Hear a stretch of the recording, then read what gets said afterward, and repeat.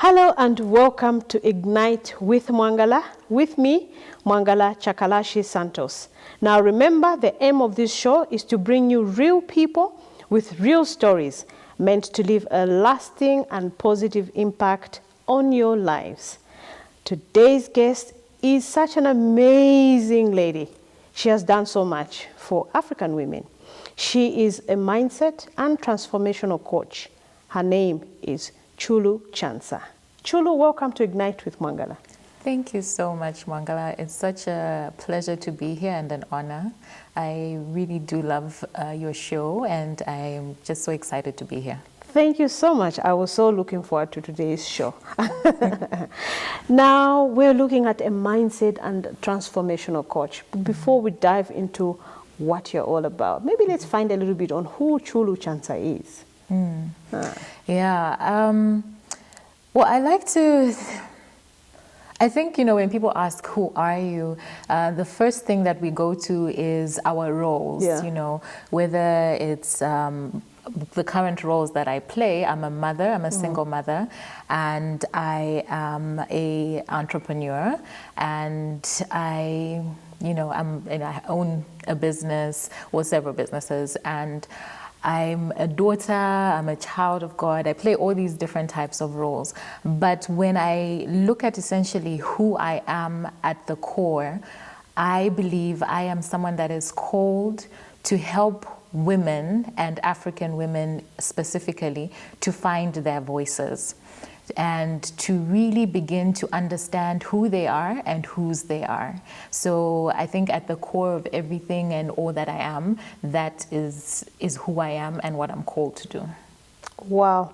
Today you're going to talk about something that is very close to my heart.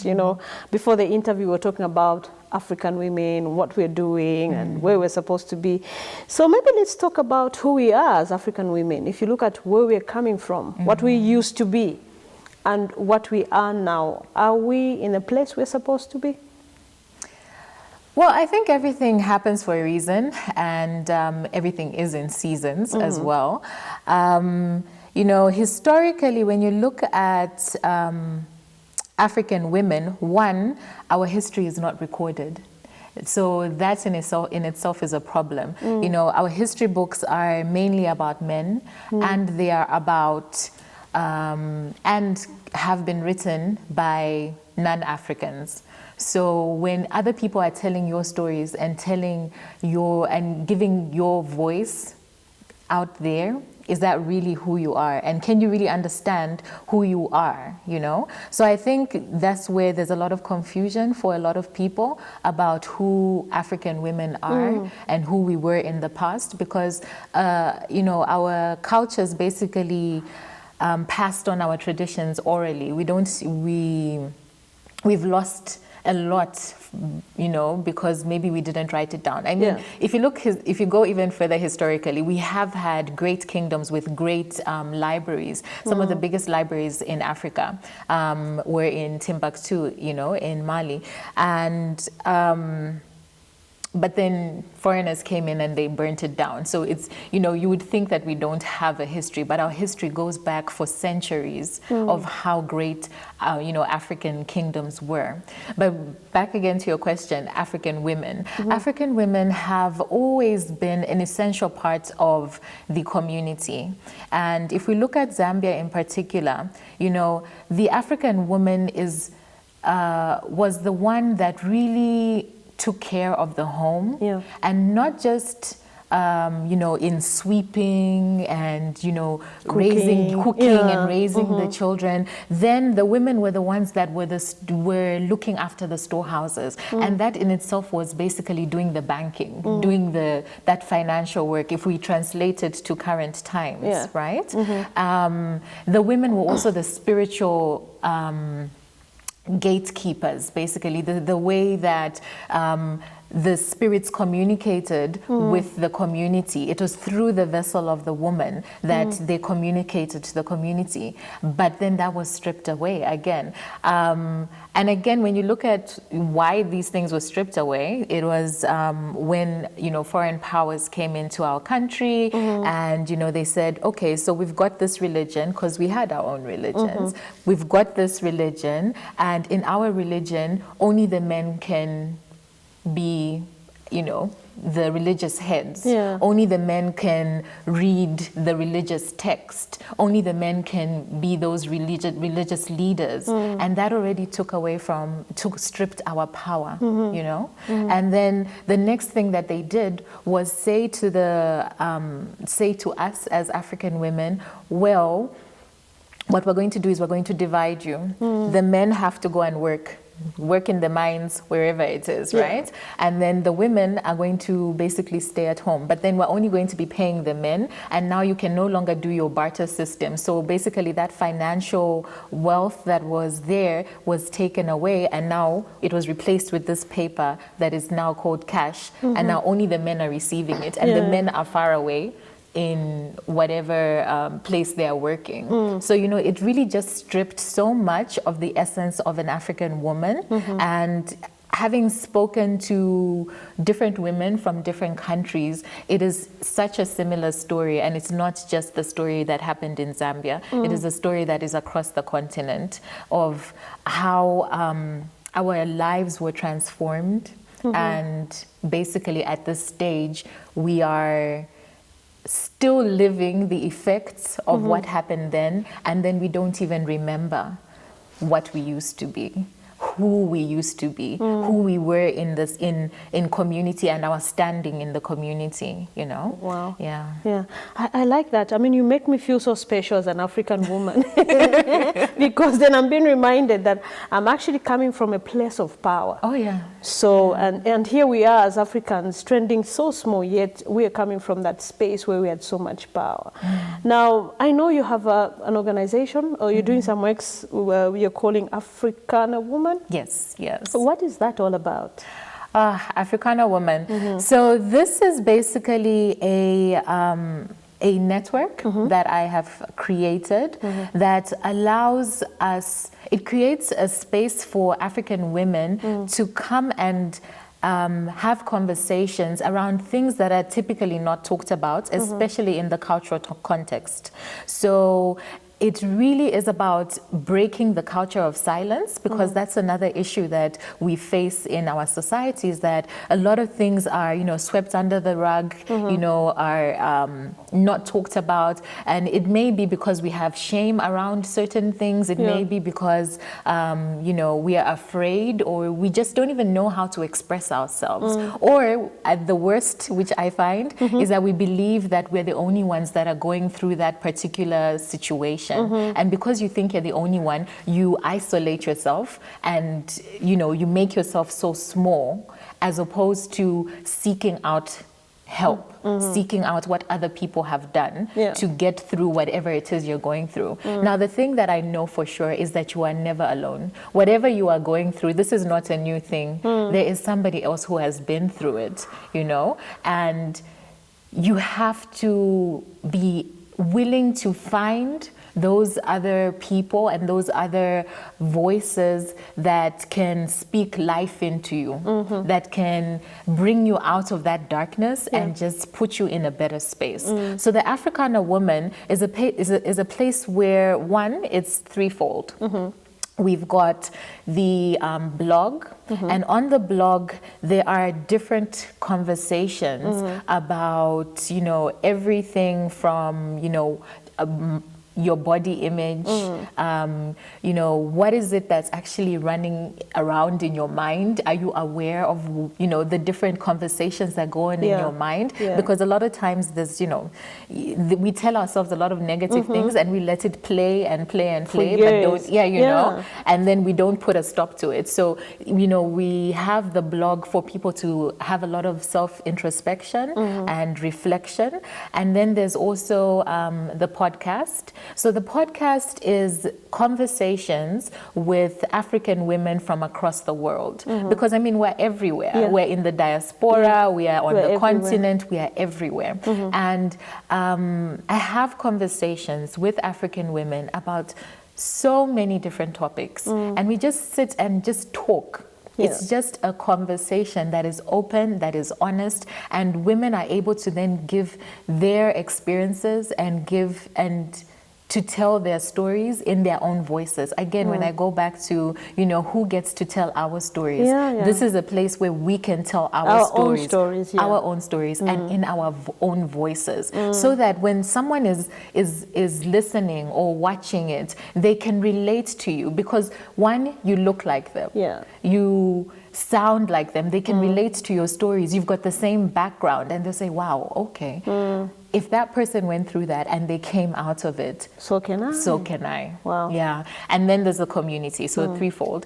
And the community is on Facebook, so it's a Facebook group, and we get to dive deeper into the different conversations. And, and it's just a place where we can just let our hair down, because I feel a lot of times we are expected to be super women and just taking on so much, but where is that space where we can just say, you know what, I just need a break, I just need to just take time for me, And just be me. Yeah, exactly. Oh, I like this, Chulu. How did you find yourself in this space? I think it's from necessity.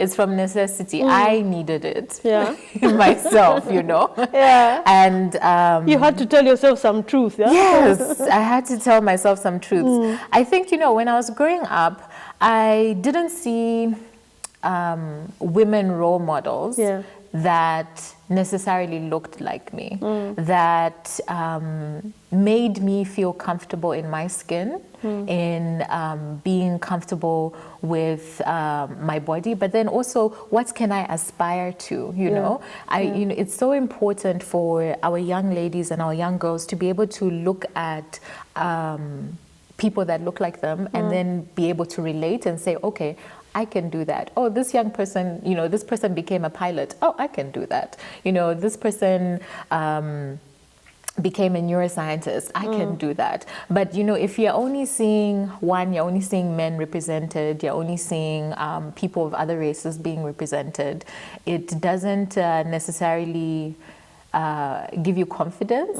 And especially when you know that you are meant to be doing something else, because, okay, let's talk about society in general. There's a concept of this is the way your life is supposed to span out, You're supposed to be, you go to school, you go to university, you get that good job, and then you get married, you have your 2.5 children, and then the next thing my therapist said is the dreaded plot, like you have to start building and things like that. So, it's a very linear life that just, meant to live. But as a child, if you find that, oh, actually, I want to, be an artist. I want to be a visual artist. And you go to your parents and, you say, I want to be a visual artist. It's like what's what? that? Why? It's like my story. I want to be on TV. Why I want to be on TV? Exactly,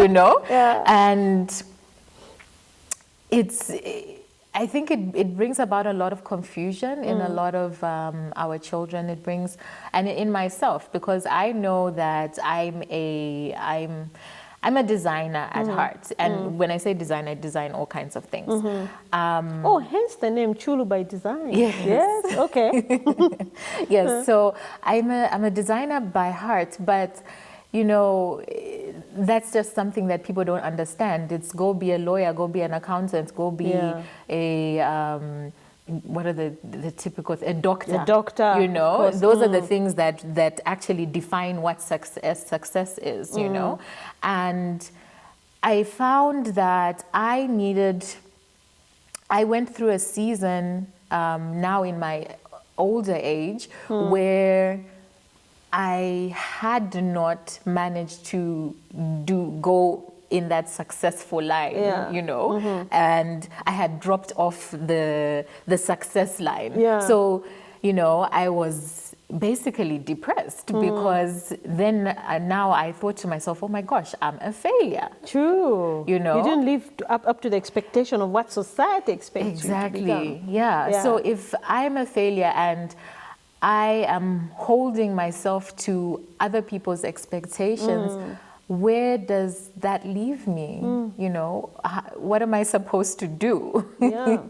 So, yeah, I think eventually coming out of that, what I realized is that everybody has their own journey.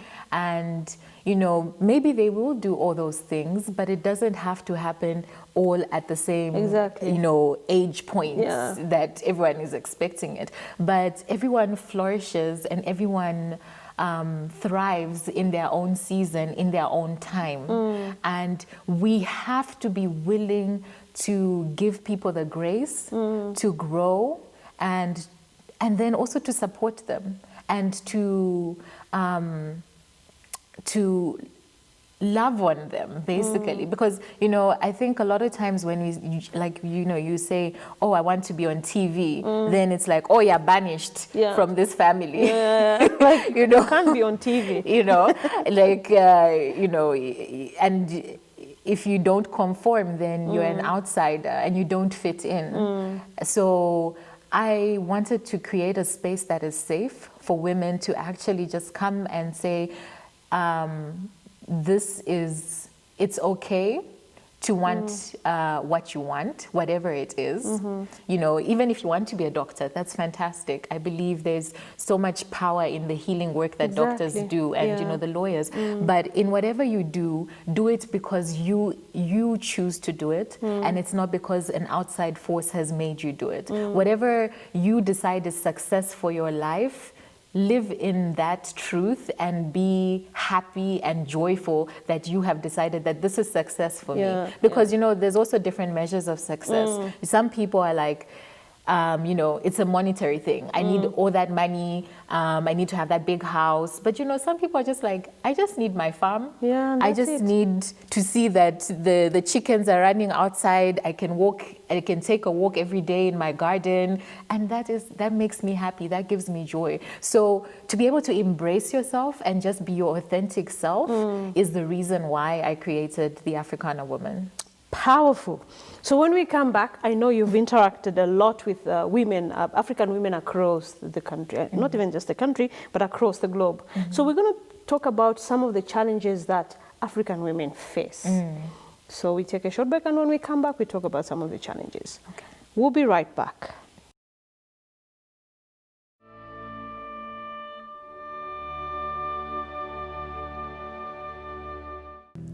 As frontliners in the battlefield, we choose to rise above COVID-19. Yes, we choose to fight and to rise above discrimination and not to succumb to fear. We are now alert, and together as one, we are ready to raise our strides of hope.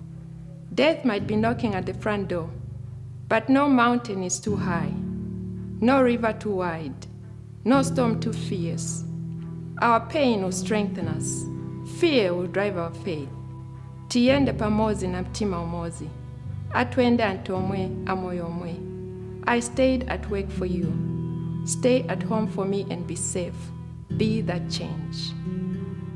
Please, do your best to stay at home. If you must leave your home, please remember to mask up.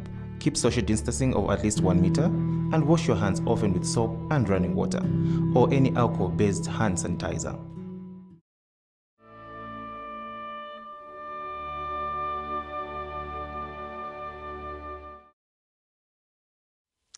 Hello and welcome back. If you're joining us now, I am talking to Chulu, Chansa, and we're talking about some of the challenges that African women face and how you can embrace yourself as an African woman. You said something that was so profound before we went on break, that, you know, embrace who you are, embrace your journey, because everyone's journey is actually unique and different. Now, let's talk about some of the challenges that African women face. I know you've interacted with a number of them across the globe. Do we have similar challenges that we face? They are so similar. Oh. It doesn't matter whether you're a Swana, you're a Lozi, you're a Tonga, We're basically Bemba. living the same life. It's so similar. You know, you would think that, or you know, the conversations would be like, oh, we're so different and yet so similar. Like you said, I have been blessed to be able to interact with women that are across the world, African women that are across the world, whether you know they're living in the diaspora or they're living on the continent. And I think, well, I mean, there's so many things. I'll touch on one, which is you know, African women's rights, and with our rights, I think for me the most disturbing thing is when you don't know that your rights are being infringed. You know, and the other, I think, disconnect is when we think about African women's rights, we usually tend to think that, oh, this only happens in rural areas and doesn't happen in urban areas because the urban woman is educated, like she knows what her rights are. But what you actually find that in urban areas, women's rights are being infringed upon in the workplace, and then it's made to be normalized. It's made to be seen as something that's acceptable. And also because I think even as human beings, we tend to not want to be seen as not knowing things. Like we want to go into situations and be like, oh, you know, like I know it all. Fit in. If you fit in by knowing what, you know, pretending to know what's happening. So we don't actually, you know, we're not actually very deliberate about understanding what our rights are as women. What are our fundamental rights, you know? And I think a more visible one, I guess, would be in the way people are paid in the workspace, where there is a bias to the man to be paid more in comparison to the woman. They can have the same degrees, same experience, but the man is given more compensation than the woman. Yet, you know, they're both going back to families, have to fend for them, but the man is given more, you know. And are the women actually aware that, you know, this is something that I can stand up for and, you know, basically have my rights met, you know. I think also as African women, again, something that is very similar is just this clash of cultures. The world is so much smaller. Whether you're on the continent and you've never traveled outside of your country, the world is on your fingertips. It's on your phone. You're exposed to so many different concepts, so many different ways of doing things, and you know, even when when we're growing up, or when you have your kids and you're trying to, you know, expose them to all these different cultures, I think it's sort of a disservice, because our parents encourage us to seek out the world, seek out this wonderful, magical world. And then we experience it, and we find that, oh, there are actually different ways of living. And, you know, when we want to come back and settle in our home countries, what happens? Now there's a clash of culture. Now your parents say, well, you have to conform to the way the culture is done here. This is the way that we do things. And then it's almost like an identity crisis, because no one really understands you. But you know, you have a conviction about, you know, this is the way I like to do things, or this is the way I've learned that, you know, it's a good way and a better way maybe to do certain things. It's not everything that has to be adopted from you know, outside or whatever, but there are some things that we do pick up. You know, we pick up the good things, and then we have a clash with our cultures. So I think that is something that's also quite global, that's very universal. Yeah, true. Yeah, so we kind of have to strike a balance between the two. Not everything is too bad, not everything is good, but we kind of have to strike a balance. I like that. Now let's talk about what is happening now. We've talked of how powerful women were back then, you know, with doing accounts, making sure that everything is running. Would you say it's a similar thing that is happening now, you know, considering that we've seen that now women are the ones that are running the affairs of the homes? You find that a woman would run around to make sure that there's food, rentals are paid, everything is happening, yet she's married and there's this guy who's literally doing nothing. Would you say it's the same thing that is happening compared to what used to happen in the past? I think in the past there was definitely everybody had a role, and you know, I don't think people could afford to just sit and do nothing. But you've seen that happening now, isn't it? Yeah, I have. Women have actually taken over the running the affairs of the home. When there's this man who's literally doing nothing. Yeah, I'd say. I have seen that.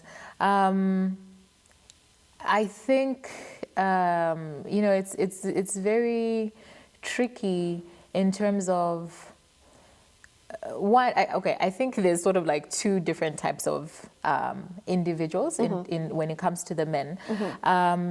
There was a season where, especially in our country, where a lot of men were retrenched or retired and all of that kind of stuff, and we have this terrible habits, I believe, in Zambia, where we believe that because I was trained as an engineer, I cannot pivot to do something else, and I think that's also ingrained in our educational system. If our educational system taught us how to adapt, how to be resourceful, how to diversify. Yes, how to diversify. I don't think there would be as many stuck people or stuck men as we do have now. But we get stuck in this ego where it's just, oh, well, I was so and so, so you cannot expect me to be a farmer.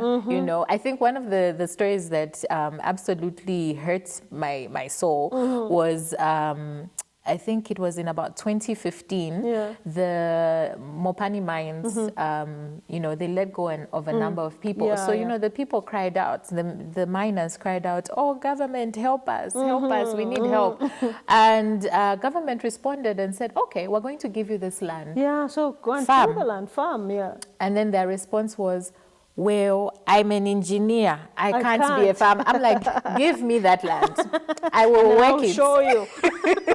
So we really need to teach our children. If they're not learning it in the classroom, then we need to take it on ourselves as parents and take on that responsibility to show them that, just because you life has given you, lemons, doesn't mean that life is over. True. It doesn't mean that you have your purpose in life has ended. True. You have to adapt. You have to be able to find other ways to exist. And yes, you may believe that your status has come down a few notches, but it's okay, because that doesn't define who you are. And again, it comes back to our value systems and how we define ourselves. Because if we continue to repeatedly tell our children that, okay, when you're successful, it's because you have a certain title, that's what they're going to live with. And then it's very hard for them to adapt,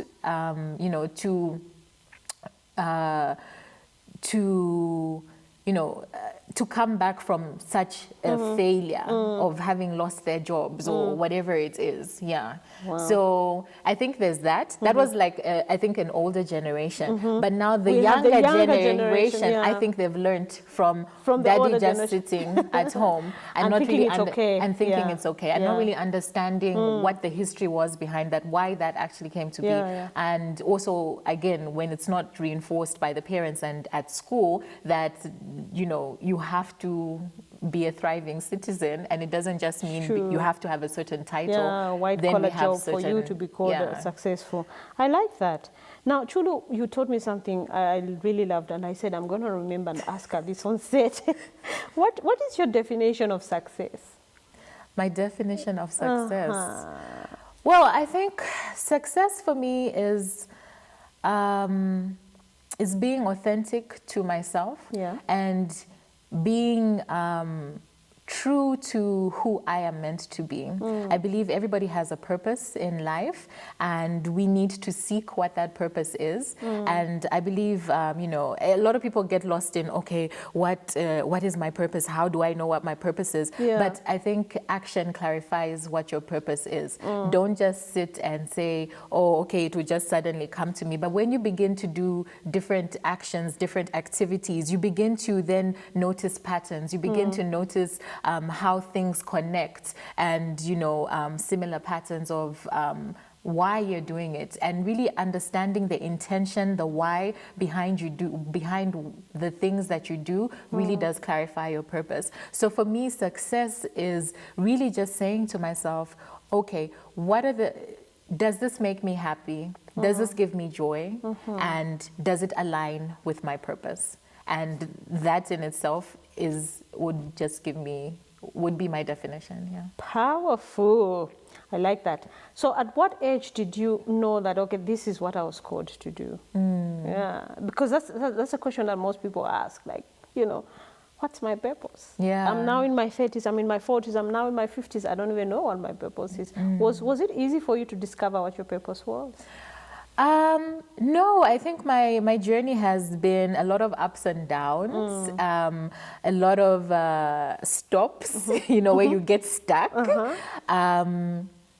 I think I have, from a young age, I have always been somebody that was, I would say, different, you know, didn't necessarily conform. Yeah. Like I said, you know, I'm a designer, and I like all the pretty things and just designing things. And I think what happened with myself is I took on this journey of saying, okay, I have to follow these certain steps. But the steps, I fell off the bandwagon, basically. So I got pregnant in university. It took me a really long time to find a job, and I've been through and I'm a single parent on top of that, you know. So, you know, having a child out of wedlock, that in itself is problematic, you know, whether it's in the church or everywhere in society, tend you to know, give you names and label you with certain you like, things. So a lot of things in my journey have happened but haven't defined me, you know. And I think I came to a point, I'm 36 right now, just so that you know. Whoa, they say girls never say their age. Oh, no. Oh, wow. Okay. So I'm 36, and I think when I got to about 30, I had to really just have a conversation with myself and say, you know, what are you doing? Yeah. Where are we going from here? You know, and just being really honest and authentic with myself to say, okay, is this the life that you want to lead? Are you expecting other people to one, make you happy, to one, give you resources to get you to wherever you want to be? And basically I had to take responsibility for myself and my life, and then forge on and not expect other people to always be doing things for me. What are the things that I can do? Because I believe that God has given you everything that you need in that particular moment that you're in. You have all the resources that you need. And if you would only just look around you and say, okay, this is what I have, this is what I can start with, He will bless you as you start walking. So give God something to bless. Wow. You know? That's so powerful. We take a short break. When we come back, we continue talking to Chulu Chansa.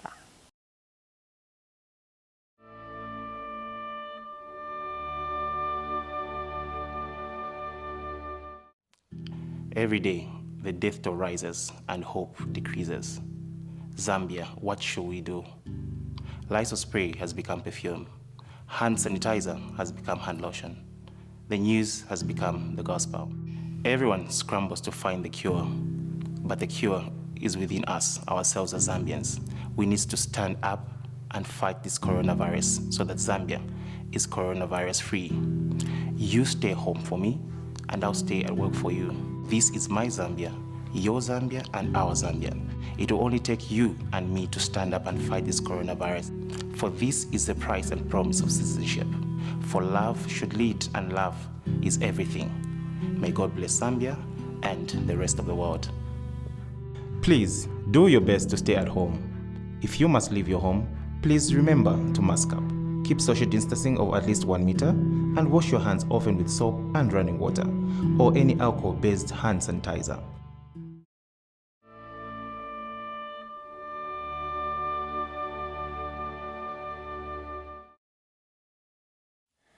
Welcome back. If you're joining us now, I am talking to Chulu, Chansa, and we are having fun, I must say. Yes. If you're a woman, you must be glued to this program because we're talking about the place of power for women, African women.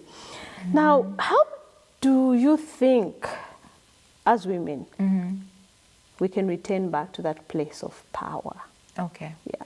I think authentic power. Yeah, authentic power. Yeah. I think the first thing that I would like to say about power is that power is not oppressive. And I think that is the fear that men have with women, taking leadership roles or taking more responsibility in society, and just giving women enough space to express themselves and to to have at least some sort of standing in society. They're afraid about what power actually means and the power dynamics of that. Yeah. And I think it comes from the notion that power is oppressive. Again, when you go back to colonial times, that colonial power was oppressive, but power doesn't have to be that. Power can be collaborative. A leader is meant to serve. A leader is meant to be someone who is a role model, that is meant to show those, to inspire others to want to change, to inspire others to want to be better versions of themselves. So I think when we are coming from that space and when in talking about power, then we can have a more productive conversation. And I think there would be less resistance also from our men folk. I love that. Nicely said. Power is not supposed to be oppressive. Power is authentic. Power, in fact, comes from within. Yeah. Nicely said. Yeah. So what can women do to get back to that place? Well, I think certainly women need to be curious. Women need to think, just be curious about doing research and just trying to find out more about who we were in the past. Because I believe when you know who you really are, it makes you more confident to step forward and say, this is who I'm meant to be, And show up the way you're supposed to be showing up. I think a lot of times we also get into this this rut that says, well, there's no information out there, but there's actually a lot of information out there. We just have to be willing to take that first step and do the research. Go out and be curious and take the initiative to find out who were those amazing African women of the past. You can go on YouTube, you can go on Google and just search, you can go to the libraries. There's so many different sources for finding out more about women. And then once you are curious, then have conversations. I think one of the pitfalls that we have as a society in general is that we are stuck in culture just being the same. But culture is not static. It's something that evolves and it's vibrant. And the only way that it can evolve is if we have conversations. So conversations like this are so powerful because then we begin to look at what are those beautiful things, what are the things that are are helping us and serving us in a positive way that we can maintain in culture? And then what are the things that don't serve us anymore? Because the way things were done in the past are not the way things are done now. So should we really still be doing those things? But to be willing to have those conversations is something that women, and I think men too, need to do. Wow. And the third thing is, I think we need to be willing to be open and honest and vulnerable. Wow. Because a lot of times, we go through so much and, we don't share, we suffer alone, and we're not willing to let people in. And then even if you're trying to have an open conversation about, okay, this is what's happening in culture, but if you are not willing to be vulnerable and say, this was my experience in this cultural setting or whatever it is, and this is how it affected me. It could have been a positive experience or it could have been a negative experience. But if you're not willing to be vulnerable and be honest about that particular situation, then we cannot grow. We cannot learn from each other. Beautifully said, Chulu. It's like you're talking to me. Wow, I love that. Now, what is that one thing that Zambians don't know about you? I don't know. It must be one thing. I don't know. I don't know about you. Of course, you've told us that you love good things. You're a designer, so you're not going to say that because already we know that. Yes. Wow. That don't know about me. You see, now I'm trying to think about don't know. I feel like a lot of people, I write a blog, so I tell people all my business. You talk about yourself a lot. Yeah. But what is that one thing that you don't usually put paper to pen to it? This is what people don't believe.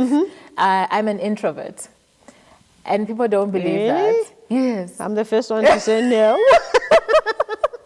No, I am really an introvert. I love to be alone.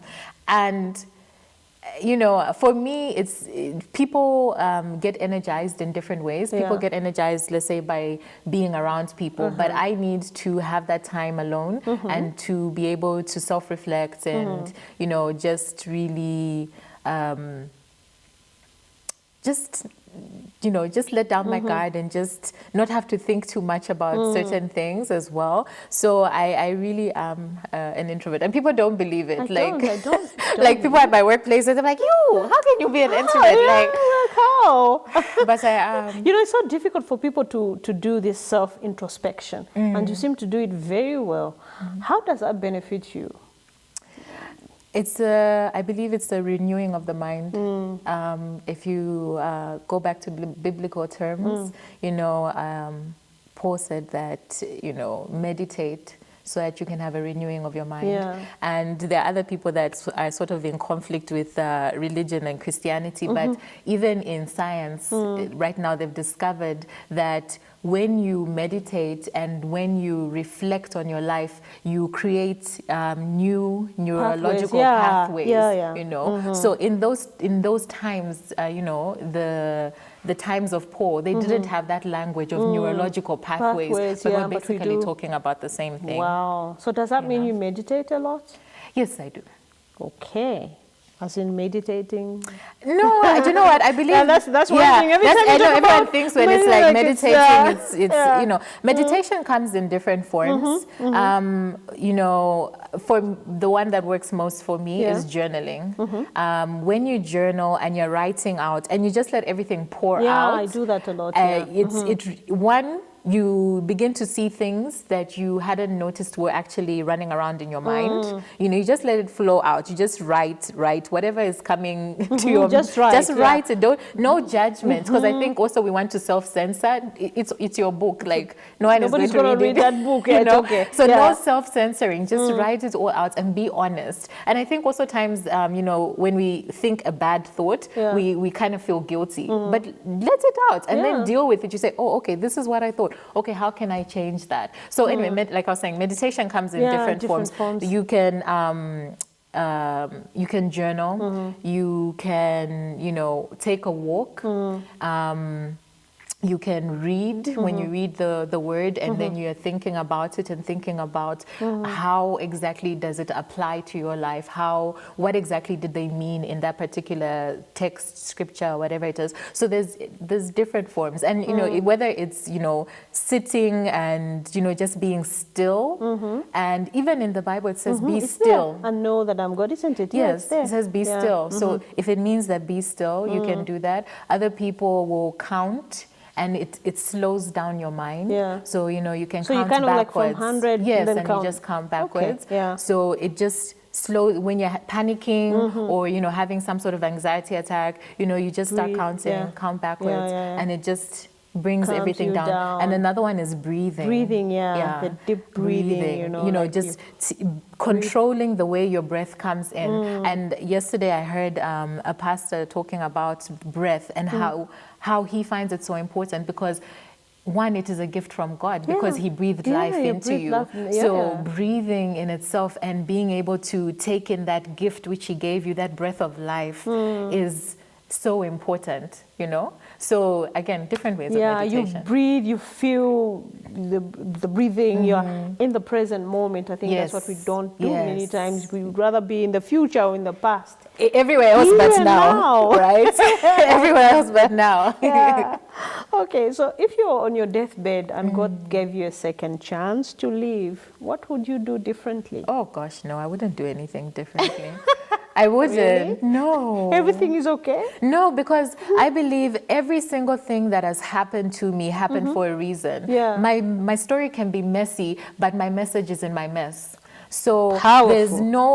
there's no reason, like God has a reason why I went through certain things. God has a reason he made me the way that I am. And if I'm going to take that away, that's like me telling God, you know, you made a you mistake don't know what here. you're You should doing. have done this exactly. You don't know what you're so doing. you live a life of no regrets? I have regrets. I have things that, you know, I think, wow, I should never have done that. In that season, it was a very low time, but thank God that he brought me out of it. Thank God that he was so faithful that he still called me and still called me his child. And I thank God that he was always there and he never left me. And now I am moving and transforming to the person that he sees me to be. He says that he knows the plans he has for me. I don't know the plans he has for me, but his plans are great. And I'm moving in that direction. So yes, the journey can be winding in different directions. That's okay, because I am looking to God and he is showing me my path. Sister, amen. I wish I could give you a high five, but we have COVID. I know, right? So I'm going to just do this one. Okay. Now, Ignite is about bringing out the best in people's lives. It's about pointing to them, you know, like this is good, which is within you. So what message do you have to my viewers out there that are watching us? Ooh, you are unique. You are so special. There is nobody else on this world who is like you. You have your own fingerprint, you've got your own iris print, everything about you, your DNA, down to your DNA is unique. So you cannot expect to be like somebody else. You should not expect that. You should stand in your own truth, be authentic to yourself, and just realize that your path may not be the same as other people, but it is your path. And you are a gift to this world. You have got something that God put you on this earth to share with the world, and only you can do it in the way that you do it. And if you embrace that, if you just take that on and shine in that, you will live such a content, fulfilled life. Beautifully said. Thank you so much, Chulu, Chansa, for coming on Ignite. Thank you. And I know this is not the last time. This is the first time. Yeah. Definitely going to have you back because we still have to take those women back to their place of power. Yes. Because that's who we are. Yes. So thank you so much. I hope you had fun. I had a lot of fun. I had a lot of fun. I was nervous before coming on. I was like telling people like, oh my gosh, what am I going to talk about? Oh, no. There you have it. You know, we had fun. We had so much fun. Yes. So there you have it. Whatever happens, your life is different. You're unique and you're special. Don't ever forget that. This has been Mwangala Chakalashi Santos. Join me for yet another exciting episode of Ignite with Mwangala.